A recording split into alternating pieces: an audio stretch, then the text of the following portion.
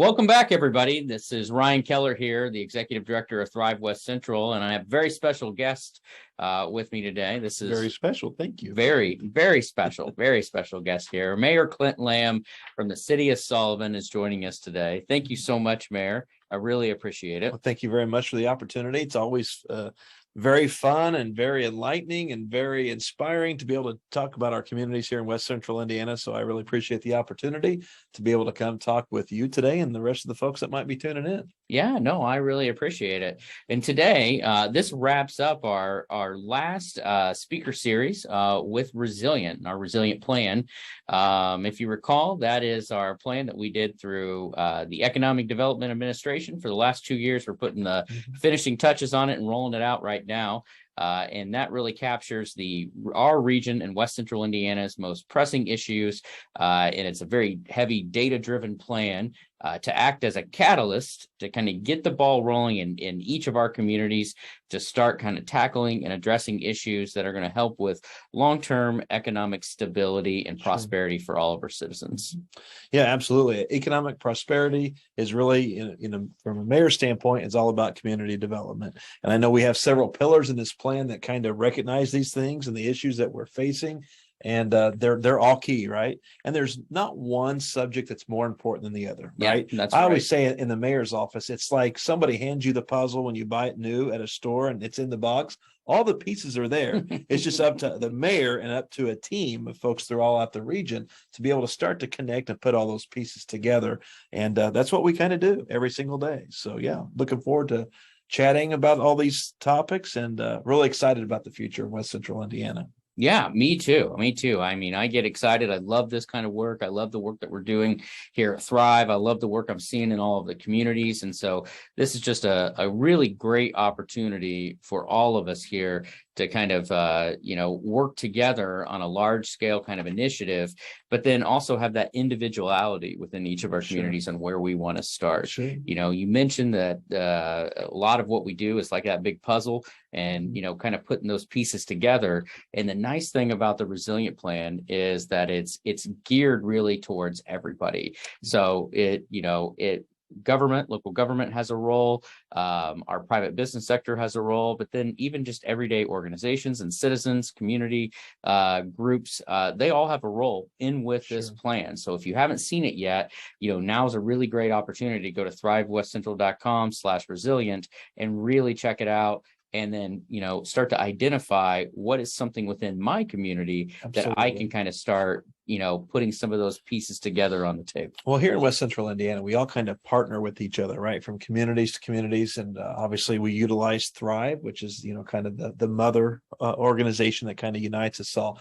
But in each individual community, while you can have cookie cutter plans and ideas, really it's all about taking those ideas and taking those concepts and making them your idea, right? When I travel around the state, I'm a thief, right? I steal ideas from other communities, and I don't want to be just like another community. I want to be the best Sullivan that I can be, right? Yeah. And we want to have the best Vigo County and the best Terre Haute, and the best Rockville and all these other communities, right? But we can learn from each other. So yeah, it's pretty exciting.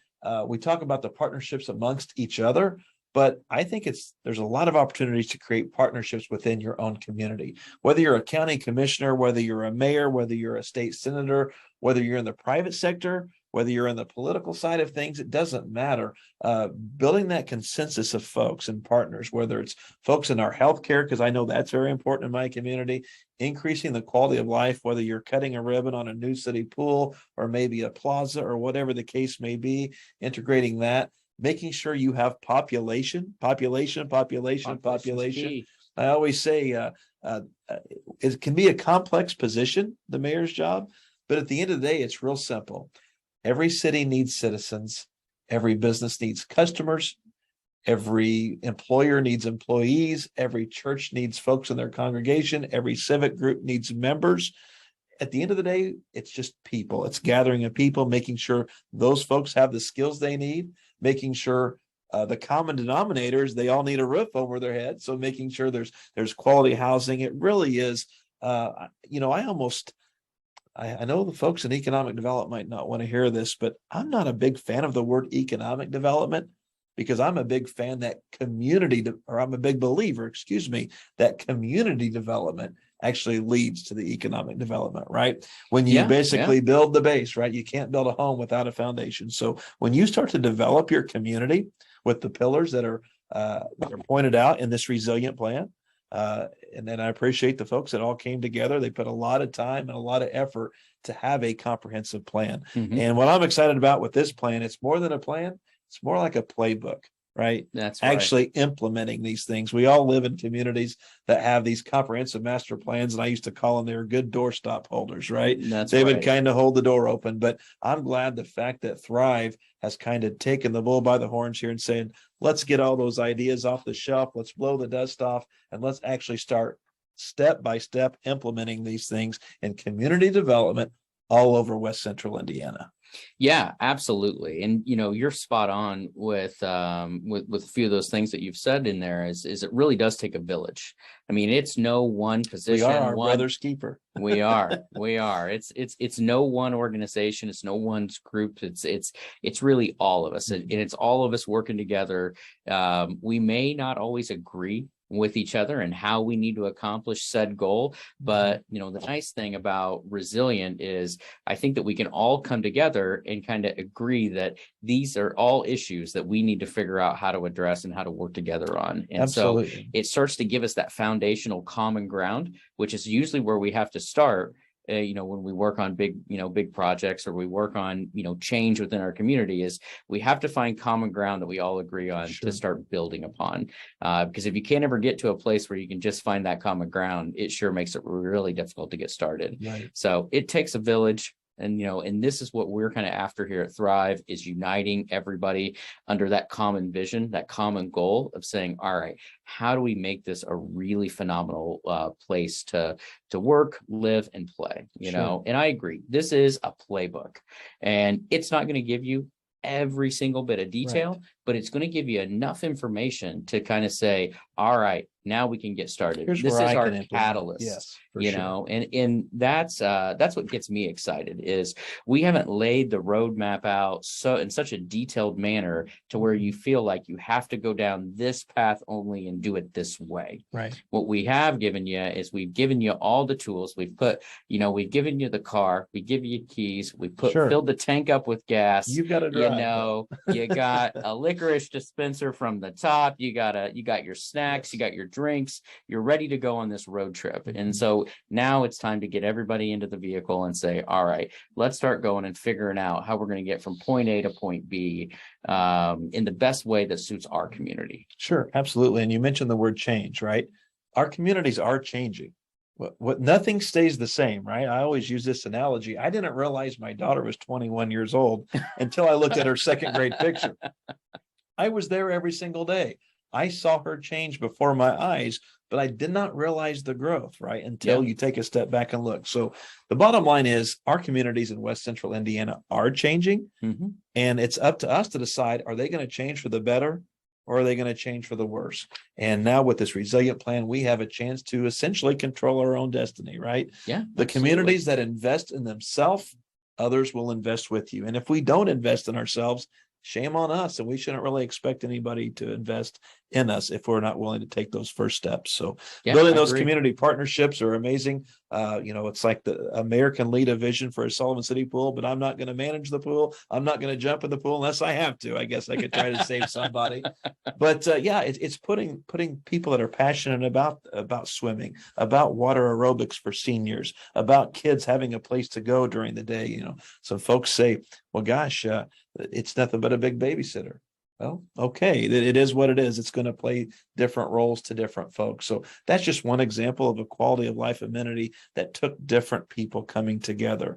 I always said that it's really not the local government's role to reinvent the wheel and do all these things, but we must, throughout West Central Indiana, create a environment where the groups can come together and everybody does feel engaged, where we are open and we are welcoming for everybody. Like you said, whether we agree or not, we might not always agree on how to get there, but we at least need to be on the same page that we want to get there. That's right. And that's, in today's climate, that's something that all of us, I think, will do well to remember and keep it top of mind, that we may not always agree on the path, how to get there, but we know that we want to end up at that end destination right there. And we've got to do it ourselves. We can't wait for the top. That's right. We just got to do it. The communities that just step up and do it themselves, they're the ones that are going to be successful.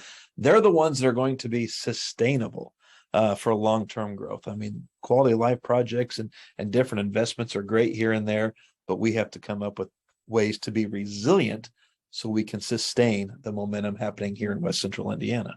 That's right. Absolutely. And so, if you've been paying attention to our web series kind of all along, you've really got to connect with different experts on each of these 4 pillar topics that we had within this plan. So we had our workforce and business development. Sure. We did our healthcare, we did quality of life and quality of place with community, and then education as well. And so around all those core kind of topics, folks, if they've checked it out, if not, they're on our website, but you can go back and you can watch and you can see how folks who are either in our region already doing this type of work, or maybe they're experts from outside the region throughout these different web series, they've really been able to talk in each of these components and how critical and how important they are into building that long-term sustainability, into building those kind of communities that we want to live in ourselves. But then we're also so happy that we can't wait to tell others about how great of a community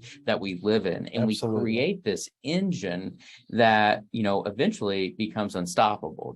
Because you get that you get that kind of churn, you get that recruitment, you get that excitement, you get that place where you can't fathom living anywhere else. Sure. And why would anybody else? Because you're so excited about your community. Yeah. And that, in the essence is what makes a strong community. Absolutely. I keep referring to as my position as mayor, because the mayor is not just your job. A mayor is who you are, right? It's 24 hours a day. It's 7 days a week. And if I had $1 for every time I made the statement, if I'm the only one telling the Sullivan story or excited about my community, then I have failed as mayor. We can bring all types of private investment. We can bring all types of grants and money and funding. But if folks are not at the table, if I'm not connecting the dots with the local Salvation Army, Thrive, through the Red Cross, through the United Way, through our local Rotary Club, through our local Lions Club, if we're not bringing all of those folks to the table, and quite frankly, folks that don't fit anywhere, right? Yeah. You don't have to become a part of an organization to truly live by our city's motto, taking time to care. It's just getting people engaged again. We're doing that with our summer internship program here in the city of Sullivan. So there's just so many ways that we don't have it figured out, but we're trying to create that environment where different ideas will rise to the surface and different investment will happen. And you're seeing it in our community, and you're starting to see it through all West Central Indiana. So that's why the resilient plan is so important. So yeah, as a mayor, as a local leader, I encourage you to really take the time to go through this resilient plan. Once again, it's not a one size fits all for everybody, but you can take bits and pieces out of this plan. And then you need to ask yourself, how can I implement this in my community? And if I can't implement it, who can I identify to make sure that these initiatives and these programs become implemented in our community? Yeah, absolutely. So I'm curious, Mayor. You're a real go-getter. You have some fire under your feet, and you don't like to sit still. And I think that's terrific. I've really been following along and all the great work and all the great things you've been doing down in the city of Sullivan. But what if we have some communities that maybe they're a little timid, they're a little hesitant to get started, and say they're smaller communities. They're not at the city level, they're more at the town level, or even maybe even a little bit smaller than that. So what would your advice be to them? What would your message be to them? And they may be even, your neighbors here in Sullivan County, or they could be throughout the region. But what would you say to smaller towns that maybe don't have all the resources that a larger city like Sullivan might have? What would your advice be to them to get started? How would you encourage them to want to get going on this type of plan? Don't afraid to be wrong. Okay. And I really believe we live in a time where your public is a little more forgiving. Yeah. Because we have all the craziness and chaos going on in our world. and they just want to see something done. You know, my first term in office, I talked a lot about what we were doing, and I've learned the lesson to explain the why we're doing what we're doing. Yeah. And Yeah. don't be afraid to go against the grain every once in a while. While you need a general consensus, you need a coalition. At the same time, having the courage to step out, to know that not everybody might quite understand it, right? It's kind of like going in that direction. We might not agree of how to get there, but just knowing that every single day, regardless of your background, regardless of your politics, that you are putting your community first, right? Mm-hmm. We hear a lot of talk about, what our country's role is in the world. Well, you know what? We have to ask that locally as well. What is our community's role? What part of West Central Indiana? What part are we playing? So, my advice is, like I said, don't be afraid to be wrong. Just do something. Yeah. For God's sake, do something. Keep moving forward, because like I said earlier, you're either growing or you're dying. Your community's changing. It's not going to stay the same. I hate to be the bearer of bad news, and I hate to be the bearer of this bad news. Nobody's coming in to save you. That's right. The I mean, American that's for Rescue sure. Plan is great. The Ready Grant is great. All of these things that Thrive West Central tries to put together and chase the dollars. But at the end of the day, you've got to take care of you, start moving forward, and celebrate your little wins. Yeah. Right. We were absolutely. celebrating new trash cans on the square. We were celebrating new banners or whatever. And now we're cutting ribbons on multi-million-dollar projects, whether it's the Sullivan Civic Center, the Sullivan City Pool. We took office in January of 2012, and we knew that we had to recreate our community parcel by parcel, property by property, blighted area after blighted area. We had 14 abandoned storefronts in our downtown square, and now we have businesses waiting to come downtown, but they can't find a place. So it's a great problem to have. We hear a lot about parking in downtowns, regardless of the size.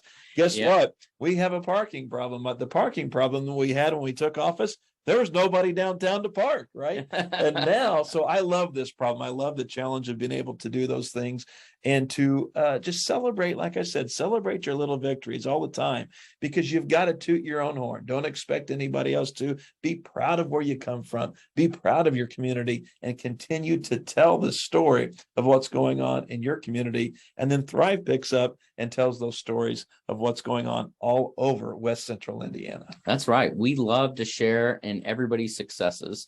And the more we can continue to elevate each other up, the more that kind of creates that positivity. It, helps us build confidence in what we're doing. And it helps us, really kind of overcome these challenges that we're facing, because it's not easy. I mean, and you can attest, you've had good days and you've had bad, and you've had probably your fair share of bad days where you've thought, what in the world? I'm ready to walk out this door. Yeah, I'm not going to get this done.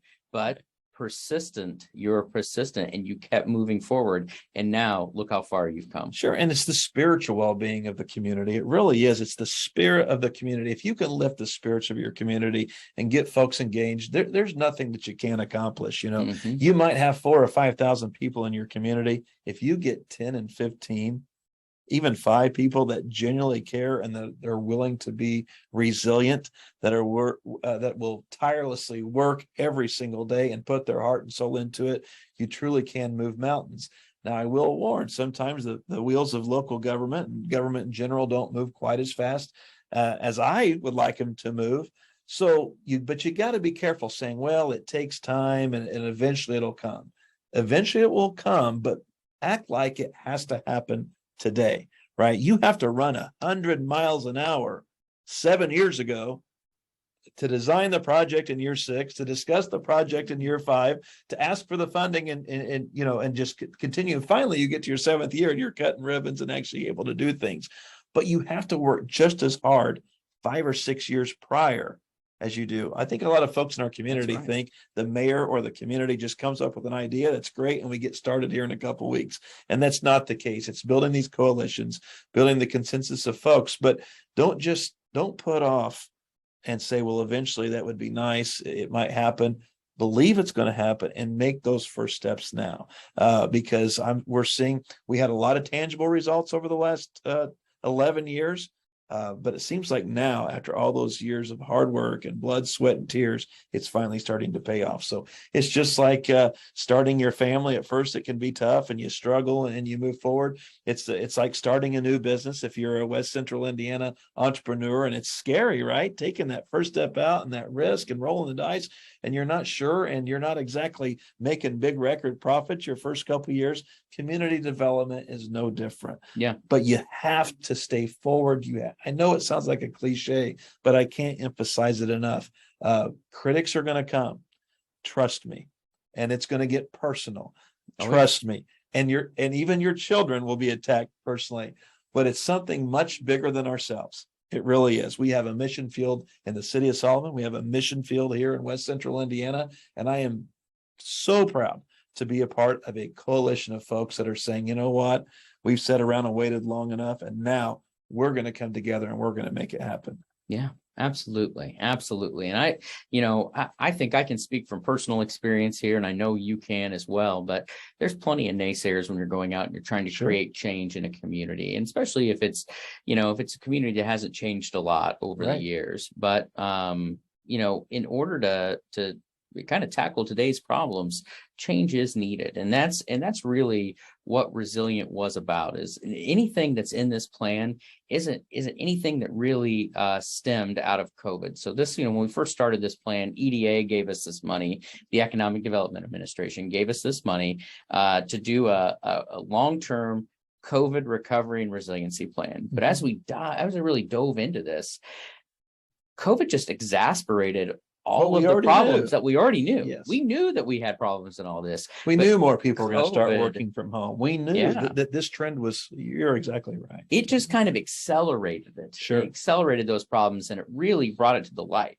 And so there's nothing that's new in here. These are all issues that we've been facing for a long time. However, we can kind of capitalize, we can use this as a springboard now to say, to do something about it. Yeah. To get the ball rolling, get the momentum going in our town. And, and then there's going to be some naysayers in that, this is the way it's always been. Why do we need to change now? Well, we need to change because the world now, is changing. And if you don't change with it, you're left behind. Pre-COVID, approximately 5 million Americans worked remotely. They worked from home. According to Forbes magazine, at the end of 2022, nearly 35 million folks will be working from home. Now, whether you agree with that, whether we agree with that, I don't know. It's not really us to agree if that's a good thing or a bad thing, but it is changing. So the communities that embrace that and know that 1 out of 6 Americans are going to work from home, and that by the end of the year, 35 million Americans are going to work from home. What is the home that we are creating? We are creating a home. That can be a house, that can be a quality of life project, whatever it is. I mentioned Central Plaza, I mentioned our downtown, I mentioned our neighborhood revitalization, I mentioned our pool, but what is it for the outlying communities across the region? I don't know what that is. I hope you identify what that is, and that those folks, as society's changing and the times are changing, you say, I'm going to create a community. We're going to create a region for those folks to call home. We talked about health and well-being of a community. In Sullivan County, pre-COVID, we were the 91st unhealthiest county out of 92 counties. And according to Dr. Box, the 40th unhealthiest state in America. So whenever you're told that, and whenever you know that over and over and over again, so whether it's these naysayers or, well, we're down or we're out, things can happen. There has to be a starting point. At what point do you start moving forward? So we take all these things, and we take these facts and these figures and all these things in our comprehensive plans, and we talk about poverty. We talk about the different levels of folks in our community, the health and wellness of our community. But at the end of the day, my opinion, we had an impoverished mentality, right? This might sound weird, but I call it essentially Stockholm syndrome, where we have fallen in love with our captor, and we have been captured, or we feel comfortable, maybe not fall in love, but we feel comfortable with our captor. And our captor was this just impoverished mentality that said, you're unhealthy, you're poor, you can't. And we had a self-esteem problem. Yeah. Well, we can't do that. Now, I just spent $3,000 to go to Florida with my family for the week, or $4,000. And Mayor, you ought to see the great things they had there. But the minute you try to bring those things back home, well, we're not good enough for that. That community somewhere else is. That community somewhere else is. That they can afford those things. They can do those things. But I think what COVID-19, it gave us a chance to slow down, take the figures, take the mentality, the things that we were talking about, and say, look, the folks that are going to come out of this thing and attack it, they're the ones that are going to be successful. And the ones that don't, just quite frankly, will just slip into oblivion, and will continue that downward spiral that we were already on before the pandemic exposed us. So, as far as health and wellness, that's why quality healthcare is so important in our communities. That's why walkability is so important in our communities and getting out. I know the fitness center in Sullivan County doesn't like me saying this, but as far as percentage of the population, very few actually go get a gym membership and actually go every single day, right? Let's just face it. I'm glad they're there. But if we create communities that are walkable and that there's a reason to walk, that you feel safe, that you feel secure, there's solid pedestrian infrastructure connecting your library so folks can go down there for educational benefit. They don't even realize they're out walking and moving. Maybe you're walking from your downtown apartment down to Baszler's grocery store to get something and coming back. You're actually moving, and you're moving your community, and the synergy and literally the health and wellness. You're actually starting to do these things. As a matter of fact, just this morning, I saw a lady on a little one of those little scooters. She was disabled, and she come across the street, and she said, during the pandemic, I was essentially stuck at home for the last 2 years, right? Many of us were home, and not only the psychological effects that had, but the fact that we're creating a walkable community in Sullivan, whether it's through trails, whether it's through Paths of Progress. She was literally out and about today. Yeah, and she was out because she could utilize her scooter. She held my hand, tears were in her eyes, and she just said, I'm just so glad I can get out and about. And before, with the old Franklin Roosevelt WPA sidewalks that were put in years ago, now I can get out and about. And of course I could talk a lot of the specifics about Sullivan, but that's just an example of what it did for her health and wellness and the community development. And you know what she had with her in her scooter today? What's that? Her pocketbook. Nice. And she was coming off the square. So we're not only out and about, we're moving, we're seeing things for an emotional standpoint, but economically, right? It's a driver. It's the community development that led to the economic development. So we have so many examples of that in our community. And I know there's so many examples in the rest of the communities around the Wabash Valley, all over West Central Indiana. So be sure to tap into this resilient plan. Once again, I can't say it enough. And find out what works for you and what is your hotspot, right?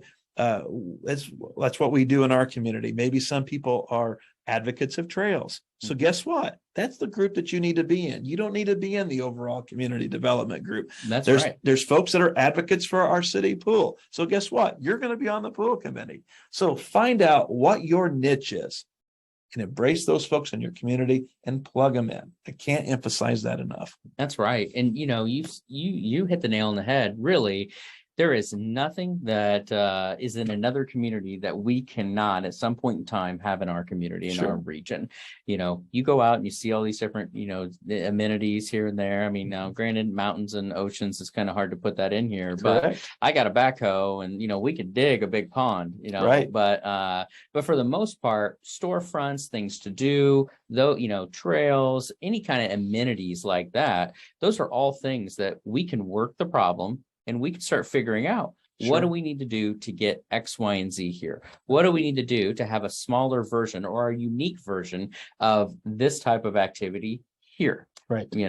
And that is really the essence of resilient here, is trying to say, like, look, if you really believe here in this community is great, then use the data that's in this plan.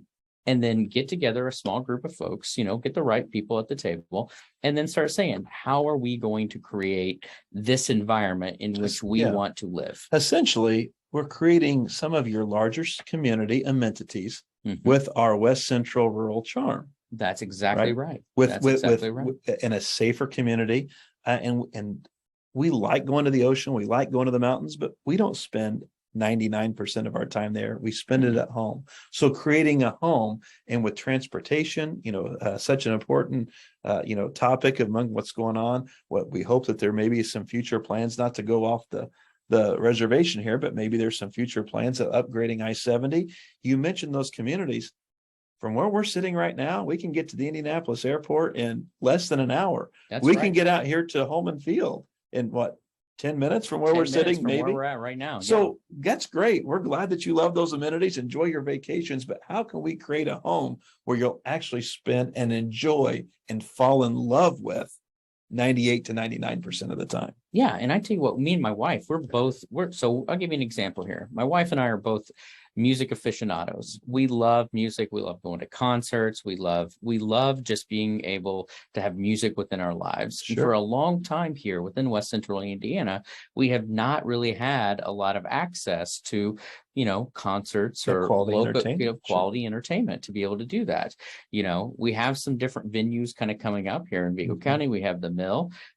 What else do we have? What does a rural charm or what rural citizens have to look forward to in Sullivan? The Sullivan Central Plaza. That's right. Absolutely. And that's where the Sullivan Central Plaza was where the former Central Elementary School stood for many, many years. It closed doors in 2001. And between 2001 and 2012, they did have a group of folks that tried to put a senior center in there at one time. Unfortunately, it kind of unraveled and didn't exactly work out. But it basically stood as what used to be the old, the behind. And when we were asking folks to clean up their neighborhoods, they were saying, how in the world can you ask us to start cleaning up our residential properties when you have this dinosaur in the middle of the downtown? But it was that nostalgic dinosaur. It was that stockhold. You knew it was bad. You knew it needed to come down. But by golly, I remember when my mother taught there, and I remember when I kissed Julie on the playground there, or whatever the case may be. You all had those sentimental, emotional stories.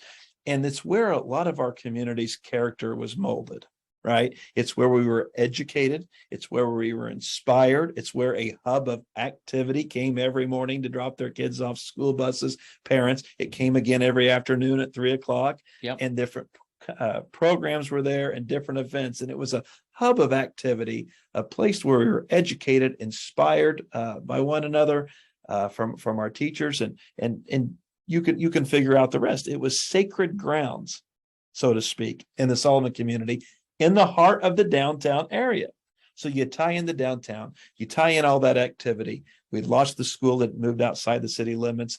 A couple other, our hospital had moved, our REMC building had moved, Wind Energy had moved. And we came in with a task that says, okay, we can't recreate all these things, but how can we repurpose and re-energize and bring that synergy back to the downtown area? So we partnered with our friends at Okra. We got $500,000 to demolish the old school. And then we invested in ourselves. Yep. We invested $2.3 million after that into the Sullivan Civic Center, that funny looking building that nobody was ever going to use, that's booked all the time. Be sure to check it out. There's my cheap plug, the Sullivan Civic Center. Check out their Facebook page. So there's different events going on there. But we knew then that we saw the growth and we needed to add on. So that's why Sullivan Central Plaza was created. And just recently we were awarded the $1.5 million for that outdoor entertainment. That's right. What started off in a grass lot, the Sullivan Rotary Club moved the Corn Festival entertainment there. We had different people just coming out, just playing some music. But now there's going to be a more formal setup with the outdoor water feature, some outdoor bathrooms, an archway, and eventually a stage and a pavilion unit out there. So our region could be full of quality entertainment. That's right. So you're going to be able to entertain your citizens now. If they need to go, that's not going to stop them from going to maybe headlining acts up at Sure. I call it Deer Creek still, and Yeah. I think it's Clips now. Something Maybe like I that. don't know. Verizon Maybe it's Clips. changed Verizon. Yeah. It's I think around Verizon's- Noblesville. It's up there. Yeah, everybody on this webinar knows exactly what we're talking about. Sure. But now for local entertainment, you don't have to drive 2 hours Right. to go all the way up there. And some of those bands and those acts that you used to go up there to see, you can see at the Mill. That's right. You can see. And at then the some of Mill, that and then- overflow could come in down into Sullivan. It really is that regionalism that we continue to talk about and promote. We were regional before regionalism was cool, right? That's right. Many folks, around 1,800 residents, I believe, according to the latest study in Sullivan County, work in Vigo County, but they choose to live in Sullivan, right? So it's that where you work, where you live, where you play, where you go see entertainment, it really is all connected. Maybe I need to get a T-shirt made for Thrive that says we are regionalism before regionalism was cool. Give it out to communities. I think so. What do you think? I think that would be awesome. Yeah. Well, my grandfather's a prime example, worked at Pfizer's, and many folks throughout our area worked at Pfizer's for many years. And a lot of Sullivan County folks worked at Pfizer's. But guess what? He chose to live in Sullivan. He chose to spend his paycheck in Sullivan. He chose to pay taxes in Sullivan. He chose to raise foster kids in Sullivan. He chose to be an active part of the Methodist Church in Sullivan, the community theater, played taps for the American Legion. That's where home was.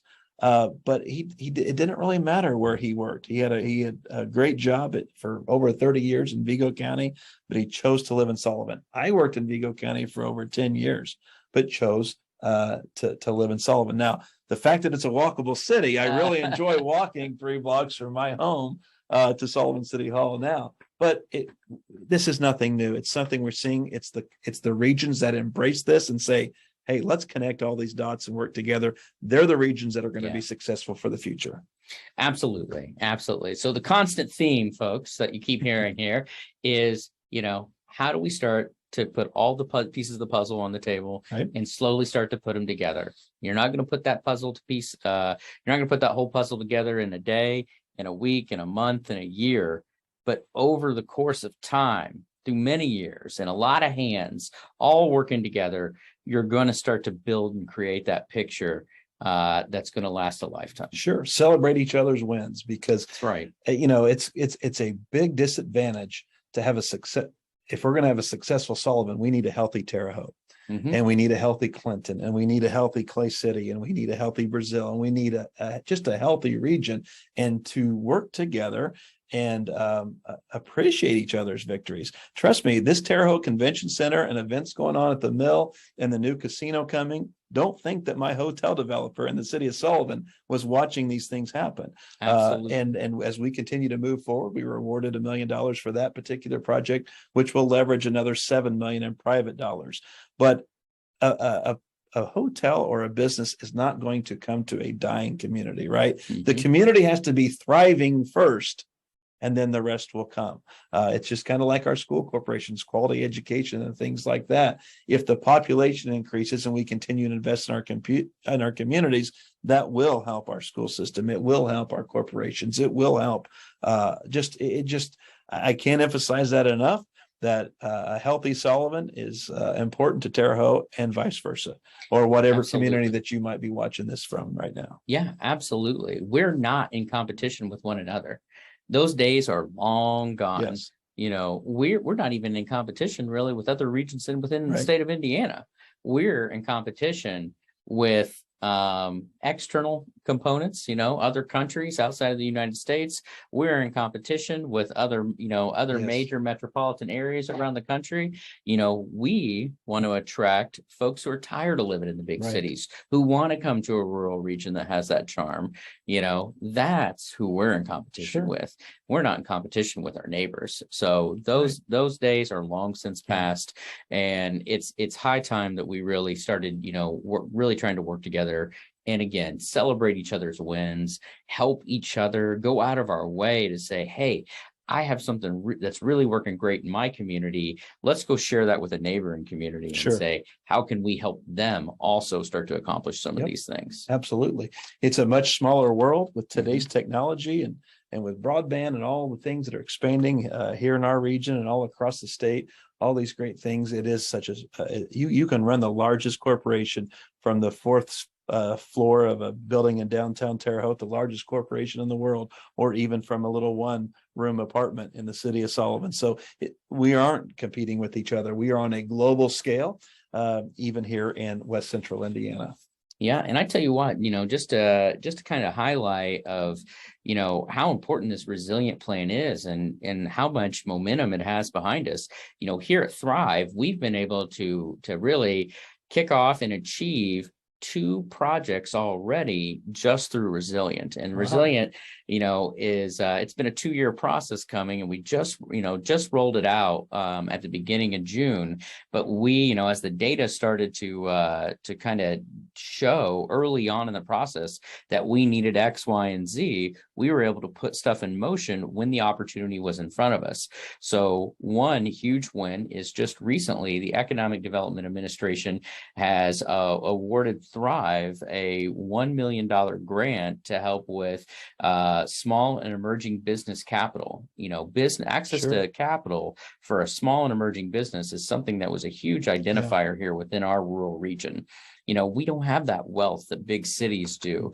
But that's something that is the backbone of our community, is our small business community here. So that right there is a huge win for us as a region, that now businesses from a 7-county region here in West Central Indiana can pull from that $1 million to get a revolving loan fund to start kickstarting their business ideas and business opportunities all around the region. The last statistic I saw is small business employs over 70% of Americans. Absolutely. So while all these counties and all these regions, we're always trying to land the big one. And unfortunately, a lot of folks in our community still believe if you land the big one, it's the cure-all, right? Well, I've always said that, of course, as a mayor, I would love to land a business that employed 200 people. I think it would be great. It'd be great for the tax base. But quite frankly, I want 20 businesses that employ 10 people. The small businesses are the heart of the community. They're the ones where the people are living. They're the ones that are your neighbors. And they're the ones that, you do have to take risks. And like I said before, sometimes you do fail, and it's okay to fail. So if you have 20 new businesses in your community, and let's say 10 of those don't make it, right? We'll use even half of them. If they don't make it, you still have those 100 jobs created, instead of putting all your eggs in one basket or all your coal in one bucket. There you go. I say. If that 200 job employer leaves, then what do you do, right? But building these small businesses along the way, they're the ones that are going to support all of these great community initiatives that we're talking about here today, the community initiatives that are going on in your community. So celebrating that new little restaurant, that tropical snow stand, is just as important as landing what we traditionally think of that big one. So I appreciate the fact that Thrive, has seen that this is very important, and that we're stepping up and assisting those small businesses, getting all those creative juices flowing and all those ideas out of their homes and in onto Main Street all across West Central Indiana. Yeah, absolutely. I couldn't agree more. And and that revolving loan fund idea wouldn't have really came about except for when we were gathering the data for Resilient. And that was the catalyst. That was the igniter that said, we need this. Let's go do it. We see an opportunity here. Bam. And now look at us right here. So this plan is layered with those kind of opportunities. Sure.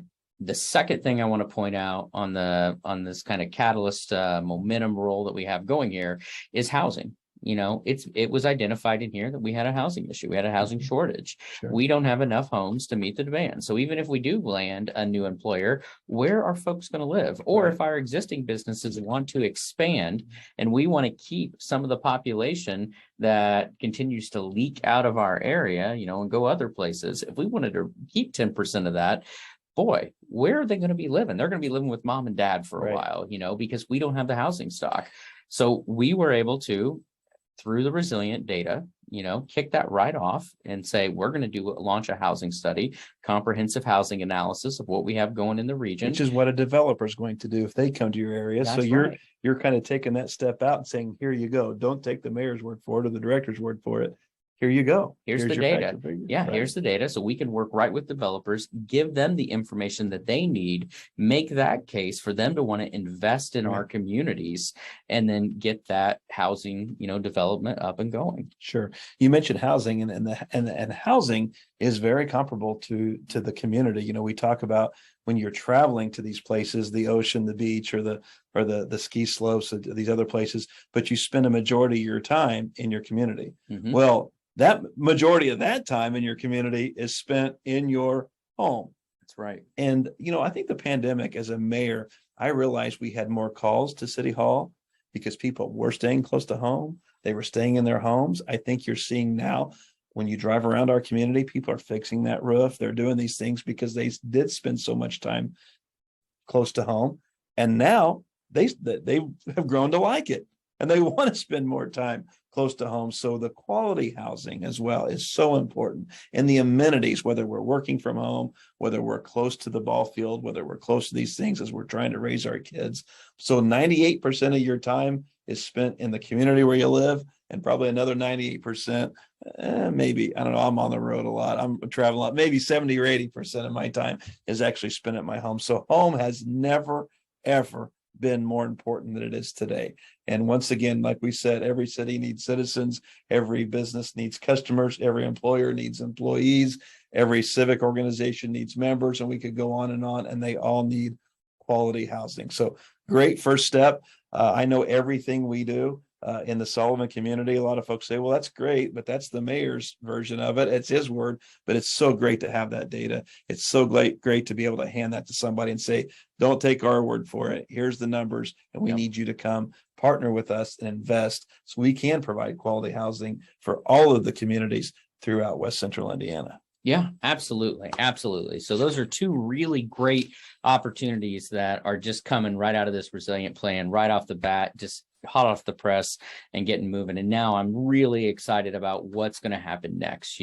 How are our communities going to come and embrace it? We're going to be doing a Thrive sort of, bandwagon. We're going to go around to all the different spots in the region, in each of the communities, kind of do a community forum and an event to explain a little bit about resilient. We're going to come to your elected leaders and we're going to ask for formal adoption of this plan to acknowledge, hey, this is something that we within our community sees as important, that we agree with this data, and that these are all topics that we think we want to try to start tackling a little bit, one at a time or a few at a time, to start working to build a greater resilient West Central Indiana. And if we are able to achieve that, then we have been excellent stewards of the process that the Economic Development Administration has kind of invoked in us and their money as stewards for developing this plan. And if and when the next kind of economic crisis comes about, we as a West Central Indianians, and there will be a win. It's and the communities that are the most resilient will be able to that we're going to be the ones that are going to weather that storm the best. So, I look at this as a good turning point for West Central Indiana. COVID was a horrible thing. It's, we're still learning how to live with it. But nonetheless, there are going to be really good initiatives that came out of this, and it's going to fundamentally, I kind of think, restructure some of our communities for the better and elevate them to a level that they may have not have been able to achieve if in fact we had not had this kind of economic crisis and health crisis here in our country. Sure. There's never been a larger emphasis on home, and whether that's housing or our home communities, definitely, if there is a silver lining, I've seen it firsthand. Yeah, I think so. I mean, we have a greater awareness and emphasis on home, on health, on education, on priorities, business. I mean, we really haven't, I don't think as a group of citizens here, been more focused on ourselves, for a really long time. So absolutely. I just want to say thanks a lot for sticking along with us, during this web series. I want to thank Mayor Clint Lamb again. I really appreciate your time today. But folks, the best way you can get engaged is go to our website, check out the plan, and then feel free to reach out to us. You can call us anytime and schedule an appointment. We're happy to come to you in your community. We'll meet you where you're at. We'll sit down with you and we'll say, hey, what do you want to start working on, and how can we help you? How can we be your cheerleader here at Thrive?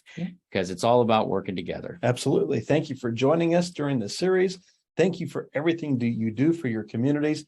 And I'm just as excited as you are of what's to come as we continue to make sure that West Central Indiana is resilient. Thank you. Bye. And cut. Okay. You can